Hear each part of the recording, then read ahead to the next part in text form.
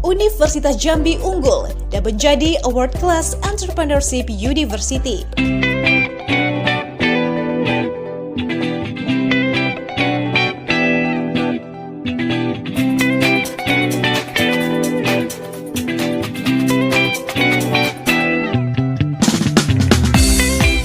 Assalamualaikum warahmatullahi wabarakatuh. Selamat pagi, salam sejahtera untuk kita semua. Dikti Saintek berdampak. Perkenalkan, nama saya Anggrawan Janur Putra SPD MPD, salah satu dosen Fakultas Keguruan dan Ilmu Pendidikan, Program Studi Pendidikan Olahraga dan Kesehatan Universitas Jambi. Perkenankan saya kali ini menjelaskan mengenai mata kuliah yang saya ampuh, yaitu mata kuliah Filsafat Olahraga dengan metode DIA atau Delivery, Interaction, and Assessment. Video ini dibuat dengan tujuan untuk memenuhi salah satu persyaratan sertifikasi dosen Kementerian Pendidikan Tinggi, Riset dan Teknologi, yaitu persyaratan diri dosen unjuk kerja Tridharma Perguruan Tinggi atau DUKTPT. Dharma pengajaran. Mata kuliah Filsafat Olahraga ini merupakan mata kuliah wajib mahasiswa semester 2 pada program studi Pendidikan Olahraga dan Kesehatan Fakultas Keguruan dan Ilmu Pendidikan Universitas Jambi, di mana mata kuliah ini Filsafat Olahraga memiliki bobot 2 SKS teoretik dengan kerangka kerja taksonomi Bloom yang mengklasifikasikan tujuan pembelajaran. Bahasa pengantar pada mata kuliah ini adalah bahasa Indonesia. Deskripsi mata kuliah Filsafat Olahraga merupakan perenungan akan keterlibatan manusia dalam aktivitas jasmani, mengkaji pendidikan jasmani dan olahraga dari berbagai posisi pemikiran filsafat akan mendukung penjelasan dan pemahaman tentang sifat, nilai, tujuan, signifikansi, dan cakupan pendidikan jasmani dan olahraga. Dengan pertimbangan inilah analisis filosofis dan berbagai wacana yang berkaitan dengan olahraga pendidikan jasmani dan olahraga akan dibaca, didiskusikan, dikritisi, dan dievaluasi dalam kuliah ini. Filsafat olahraga memiliki tujuan untuk membekali mahasiswa mengenai pengetahuan ilmu filsafat yang berupaya menganalisa konsep akan olahraga sebagai kegiatan manusia.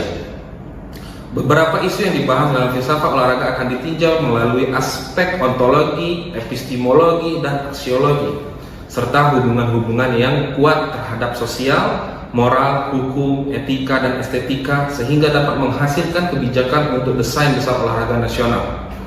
Mahasiswa diharapkan juga mengikuti perkuliahan tidak hanya memahami namun dapat mampu menganalisa dan menjelaskan tentang konsep-konsep di antara azas falsafah terhadap aktivitas olahraga, serta mengkaji keterbaruan dari bidang peraturan pertandingan, ilmu pengetahuan, dan teknologi ilmu keolahragaan.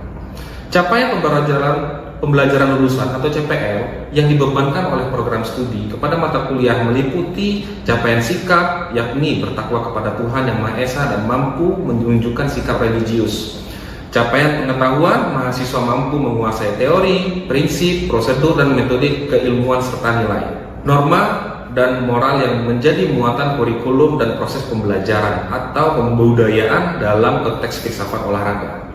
Capaian keterampilan umum mahasiswa mampu menerapkan pemikiran logis, kritis, sistematis, dan kreatif dalam penerapan teknologi yang memperhatikan dan menerapkan ilmu nilai humaniora sesuai dengan bidang keahliannya dalam rangka menyusun konsepsi ilmiah atau karya berdasarkan kaidah, tata cara, dan etika ilmiah.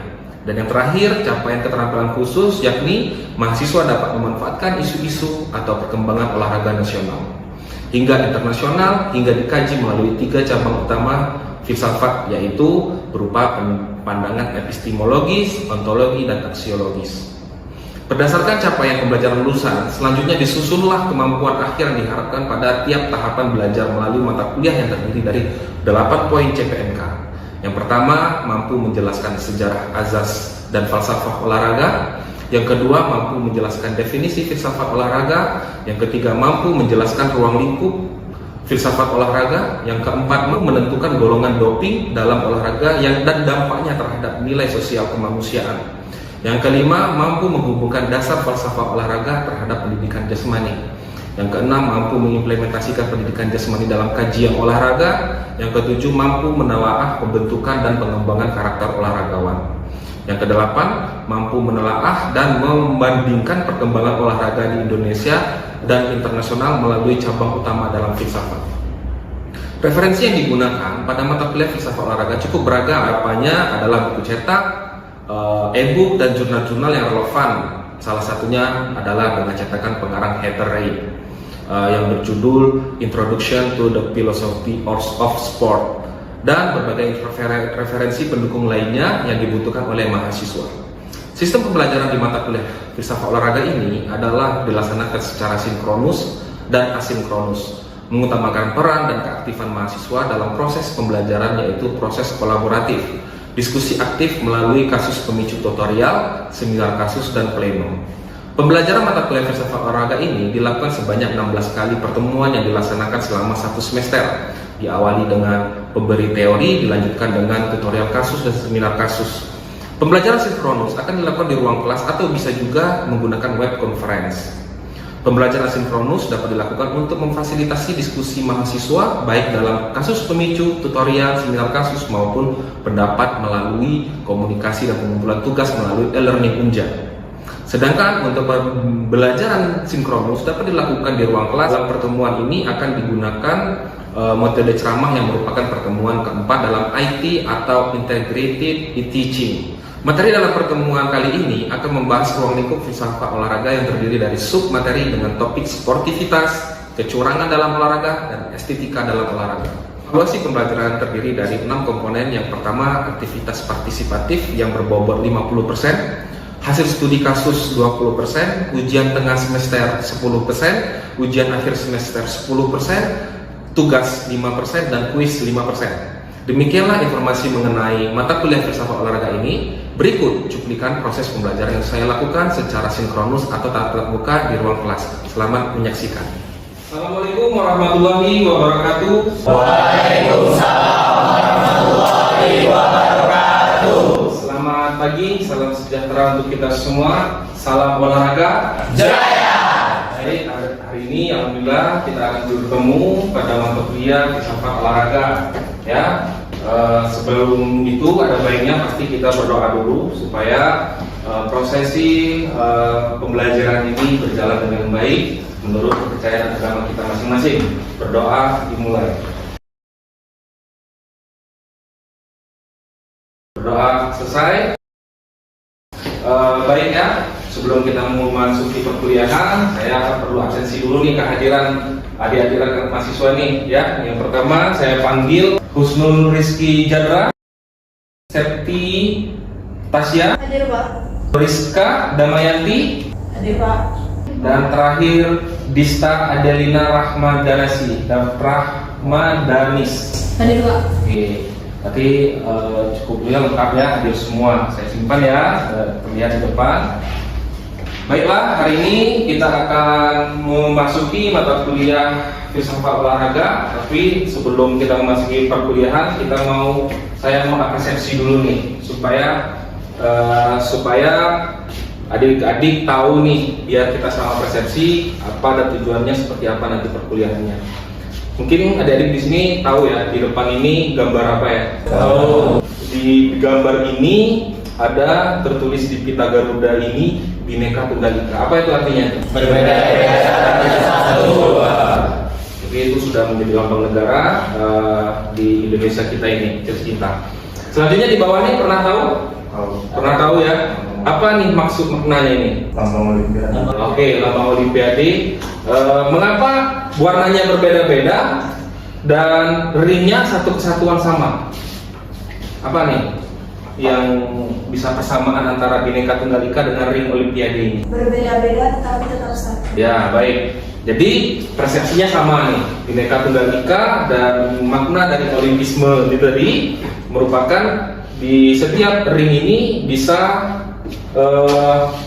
istilahnya melambangkan warna benua, istilahnya gitu ya. Jadi ringnya ukurannya sama, saling berkaitan gitu ya. Jadi olahraga itu milik semua bangsa. Kita biasa mendengar benua biru itu benua Eropa ya. Nah, jadi tidak hanya benua biru, biasa istilahnya dikatakan kalau benua merah itu benua Amerika, benua hijau itu benua Australia, benua hitam itu adalah benua Afrika, dan benua kuning ini adalah Asia. Nah, jadi 6 benua yang ada di dunia ini semuanya, di dunia olahraga semuanya sama. Nah, jadi itulah keterkaitan antara Bhinneka Tunggal Ika yang biasa kita tahu dengan makna Olimpiade ini, ya. Next, selanjutnya apa sih yang mau kita pelajari hari ini ya? Pertemuan keempat ya. Ini merupakan pertemuan keempat. Kita akan membahas tentang ruang lingkup filsafat olahraga. Apa saja yang terdiri dari filsafat olahraga dan tujuan dan indikatornya. Tujuan akhir dari indikator dari perkuliahan hari ini. Pertama itu, mahasiswa mampu memahami dan menjelaskan sportivitas dalam olahraga. Yang kedua, mahasiswa mampu memahami dan menjelaskan kecurangan dalam olahraga. Dan yang terakhir, ketiga, mahasiswa mampu memahami dan menjelaskan estetika dalam olahraga. Nah, ini unik nih, estetika. Estetika ini biasanya kita lihat sebuah dalam bentuk lukisan ya. Nah, tapi kalau kita kaitkan dengan olahraga, nanti akan kita simak. Jadi inilah pokok materi kita adalah sportivitas, kecurangan, dan estetika olahraga. Nah, saya mau tanya nih, pasti kalian sudah tahu ya sebelumnya pembelajaran yang sudah kita lakukan di pertemuan sebelumnya. Apa kemarin yang kita bahas? Coba angkat tangan. Saya Pak. Nah, siapa? Nulis Istiqomah. Nulis Istiqomah. Silakan apa? Materi minggu lalu kita membahas tentang ontologi, epistemologi, dan aksiologi, di mana ontologi itu membahas tentang eksistensi dan sifat-sifat objek dalam ilmu pengetahuan olahraga.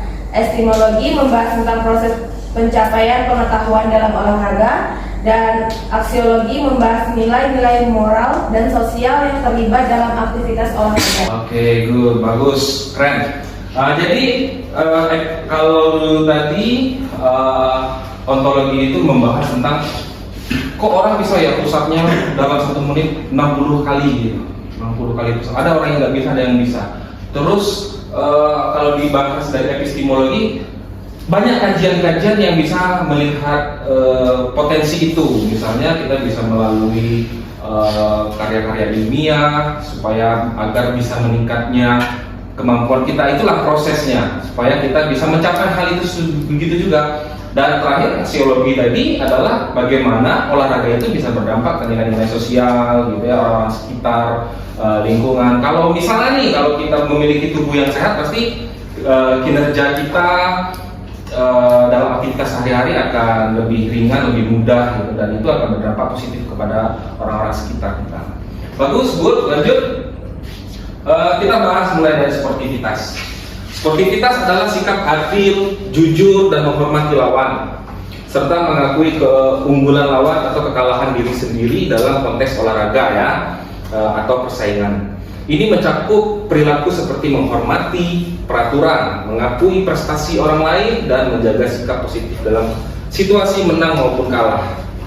Nah, biasanya sportivitas ini terjadi dalam diri kita sendiri nih, ya, terjadi dalam diri kita sendiri.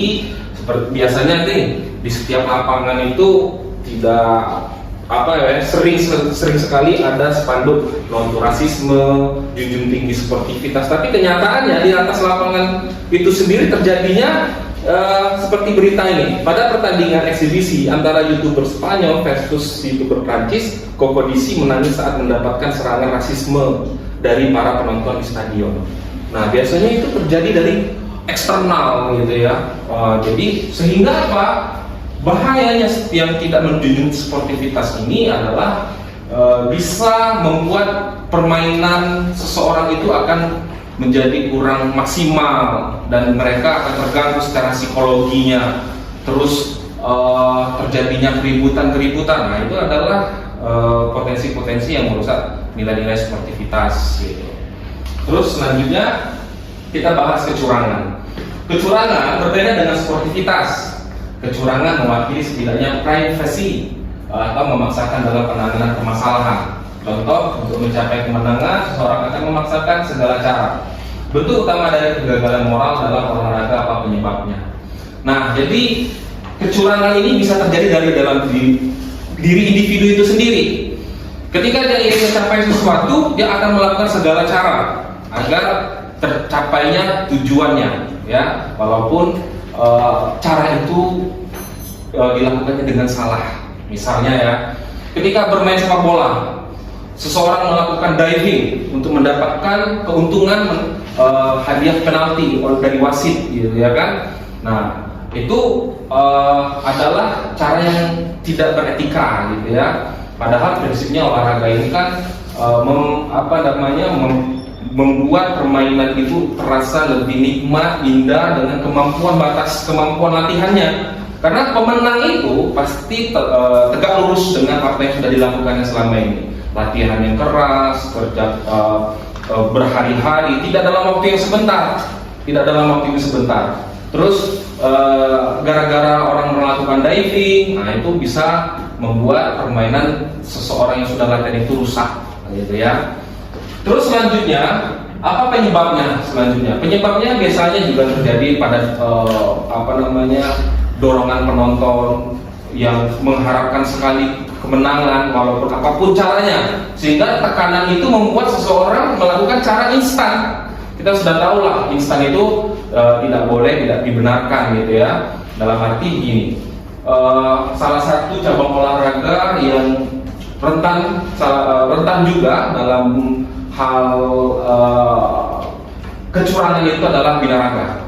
Nah, binaraga itu dia menyuntikkan hormon testosteron gitu ke dalam tubuh dia, sehingga orang yang sudah berlatih keras, angkat beban yang berat, dia terlewati gara-gara hanya instan melalui suntikan hormon testosteron. Nah, doping ini pasti nanti akan kita bahas. Kita tahu bahwasanya doping ini bisa masuk ke kategori kesehatan lainnya. Terlepas dari itu, orang lain akan merasa dirugikan, tidak? Ya kan? Nah, orang lain merasa dirugikan, orang lain si A sudah melakukan kerja latihan, apalagi binaraga itu untuk membentuk otot, massa otot, dia harus mengangkat beban yang jauh di atas berat badan dia itu sendiri gitu, ya gitu. Nah, tapi oleh orang-orang yang berlaku curang ini, dia akan menyuntikkan doping dalam berupa suntikan ke dalam ototnya agar ototnya cepat memberikan reaksi pembentukan massa ototnya gitu. Padahal doping ini bisa berdampak selain dari individu itu sendiri maupun orang lain ya. Individu itu sendiri, penggunaan obat-obatan yang tidak mendapatkan resep langsung dari dokter itu bisa berisiko tinggi, bisa menyebabkan kanker dan lain-lain sebagainya. Tapi kepada orang lain dia akan merugikan orang lain. Orang yang sudah berlatih keras tahun, dia hanya berlatih 6 bulan, terus menggunakan doping dan bisa melewati orang yang sudah berlatih keras yang 1 tahun itu tadi. Itu loh analoginya. Terus ada juga nih di olahraga tinju. Ketika olahraga tinju menggunakan doping, kok pukulannya keras sekali gitu, dan dia tahan sekali dengan pukulan gitu. Nah itu, ketika dia melakukan pukulan, padahal itu bukan adalah upaya dia karena latihan, tapi upaya karena dia melakukan kecurangan berupa doping, dia bisa pukul orang, bisa sekali pukul tumbang gitu ya kan. Nah itulah energi yang dikeluarkan, memang kekuatan dikeluarkan doping ya, injeksi lah gitu ya, terinjeksi dari aspek kecurangan ini, sehingga banyak yang dirugikan ya. Selanjutnya kita lihat, nah estetika olahraga. Mungkin adik-adik semua bisa tahu biasanya estetik sekali video ini gitu ya kan, berseni sekali lukisan ini. Tetapi di dalam olahraga itu ada juga estetika. Estetika olahraga adalah studi tentang estetika dan olahraga berfokus pada 2 bidang utama. Yang pertama menyangkut relevansi kualitas estetika dengan pengalaman bermain dan menonton olahraga. Selanjutnya, keindahan dan kualitas artistik yang terkandung dalam olahraga, baik dari segi gerakan, penampilan, fisik maupun aspek-aspek lain yang mendukung pengalaman olahraga. Nah, kita bisa lihat nih, ada 3 aspek nih yang bisa kita lihat dari estetika olahraga. Aspek keindahan gerakan. Kita tiba-tiba nih, kita bayar tiket untuk menonton gitu ya kan. Ini yang kita harapkan, sebuah keindahan yang terjadi gitu. Daripada kita tujuannya aku beli tiket, tapi aku harus melihat tim aku menang. Enggak seperti itu penonton. Ya, penonton itu bayar tiket, apapun yang menang, dia memberikan tontonan yang terbaik. Kita biasa ya nonton sirkus bayar lebih untuk menonton tontonan yang terbaik ya kan. Kita nggak berharap terjadinya kesalahan di dalam tontonan kita. Nah, kita sudah mengeluarkan uang, kita sudah mengeluarkan biaya tiket, dan kita nonton, pengennya kita melihat suatu estetik yang terjadi. Misalnya ketika kita nonton sepak bola di stadion, ada orang yang melakukan salto untuk menggolkan. Bagus dah tuh, keren dah tuh. Apalagi saltonya tinggi, ini kan jarang-jarang terjadi, gitu ya kan. Selanjutnya, secara penampilan fisik, kita akan mendapatkan tubuh yang ideal. Tubuh kita bagus, tubuh kita tidak buncit, kegemukan, gitu ya kan. Karena olahraga, karena seiring olahraga, orang olahragawan itu membuat tubuh dia menjadi lebih ideal. Artinya secara natural gitu, secara natural. Kalau kita rutinitas melakukan push up bangun pagi hari, push up terus kita lihat tubuh kita, bahu kita, lengan kita itu sudah akan seiring sejalan akan terbentuk nih otot-ototnya. Dan laki-laki dan wanita bisa jadi langsing karena ya kita olahraga tadi. Nah, jadi ketika individu itu, seseorang itu ketika melakukan olahraga, dia akan memiliki tubuh yang cakep lah gitu ya, ideal gitu. Terus selanjutnya aspek visualisasi. Nah, di cabang olahraga itu ada yang namanya olahraga seni gitu ya, olahraga seni seperti senam artistik, silat pun ada, bela diri silat ada seni-seninya. Di olahraga yang banyak sekali, artistik, lompat indah, dan lain-lain sebagainya. Nah, nih seperti ini. Dia memperlombakan keindahan visual yang ditampilkannya. Koreografinya, dia memikirkan koreografi sehingga penikmat dan penonton dari sebuah olahraga itu menikmati koreografinya. Karena koreografi bisa berbeda-beda nih. Salah satunya kayak senam artistik gitu ya kan, dia bisa melakukan gerakan-gerakan yang berbeda dari lawan-lawannya. Begitu. Ini sudah ada video tentang sportivitas yang tak pandang usia. Baik, kita simak.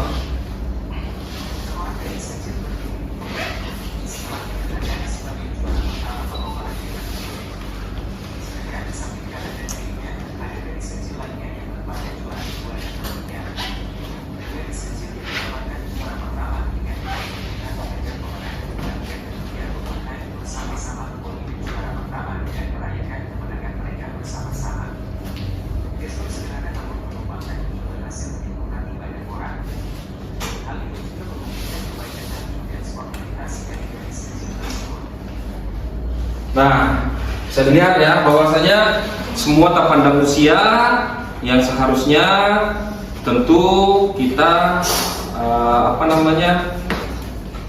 harus yang juara 1 merangkul, juara 2 dan 3 menerima bahwasanya lawannya lebih baik dari dia sendiri gitu. Oke, selanjutnya kita sesi pertanyaan nih, silakan. Sesi pertanyaan. Saya Pak. Ya, silakan. Nama saya Dimas Nugraha, izin bertanya. Bagaimanakah cara menanamkan sikap sportivitas sejak dini? Oke, bagus pertanyaannya. Siapa namanya? Dimas. Oke, Dimas. Baik, Dimas. Jadi bagus nih pertanyaannya. Jadi kita nggak bicara saat ini sebagai mahasiswa, tapi sejak usia dini itu sudah kita tanamkan sikap sportivitas itu kepada adik-adik kita mungkin, gitu ya kan. Yang pertama itu tanamkan bahwasanya pada anak usia dini menang atau kalah itu biasa. Setiap pertandingan pasti menghasilkan pemenang, ya. Kalah itu bukan berarti hanya kita kalah itu bukan berarti terburuk gitu ya. Artinya kita bisa mengukur di batas kemampuan kita gitu. Bahwasanya juga selanjutnya sedari kecil ajarkan akan untuk mengendalikan ego gitu ya, akan untuk mengendalikan ego agar anak sedari usia dini itu bisa tidak selalu memaksakan kemenangannya. Jadi jangan juga dipaksakan anak-anak itu untuk melakukan upaya prestasi yang tidak seharusnya melampaui lebih batas dari dia gitu. Makanya setiap orang bisa berbeda-beda kemampuannya. Semangatkan mereka dan jangan pernah ditunjukkan bahwasanya kita ini misalnya sebagai abang, adik yang usia dini gitu, atau orang tua yang punya anak, jangan diajarkan mengkritisi orang lain gitu, di depan dia, karena itu akan membuat dia merasa tidak puas. Orang tuanya atau abangnya dia nggak puas gitu, apalagi saya sebenarnya. Tapi ajarkan anak-anak, dapat adik, dapat nak, bahwasanya kita perlu latihan lebih giat agar mengejar pemenang besok. Nanti kan ada event-event berikutnya, bukan berarti event itu selesai di saat itu juga gitu. Oke ya Dimas, bagus pertanyaan. Oke, next. Sekarang mohon disimpulkan, siapa yang bisa menyimpulkan apa hasil pertemuan kita hari ini? Oke, ya silakan ya. Sama. Tadi dapat saya simpulkan, Pendidikan Tunggal Ika mengajarkan bagaimana kita bisa mengejar rasa nasionalisme dengan umur tak terbatas. Misalnya ada sportivitas dan kecurangan. Sportivitas, permainan yang dimainkan secara jujur atau mengikuti peraturan yang telah dibuat. Sedangkan kecurangan, melakukan segala sesuatu untuk mendapatkan keuntungan pribadi.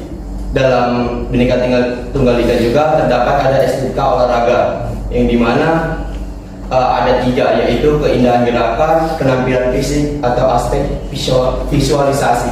Oke, bagus, keren. Siapa namanya? Adi Putra. Adi, thank you Adi. Jadi perlu saya refleksikan bahwasanya kita sudah biasa nih mendengar mensana in corpore sano gitu ya, adalah sebuah ungkapan yang lazim kita dengar. Ungkapan ini memiliki arti di dalam tubuh yang sehat, terdapat jiwa yang kuat. Jadi selain kita ini sehat, pasti jiwa kita akan memberikan hal-hal positif kepada orang lain.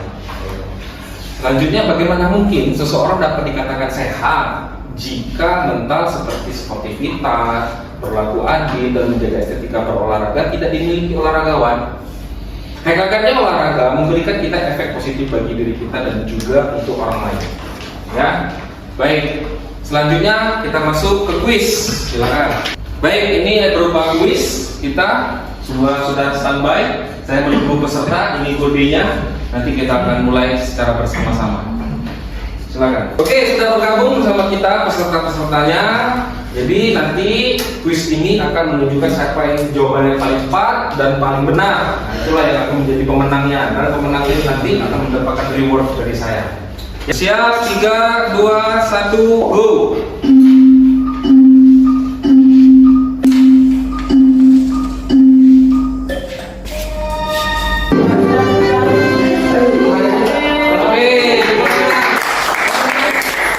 Pemenangnya adalah Haikal Satria. Haikal, terus selamat, Anda mendapatkan Ratu Perak.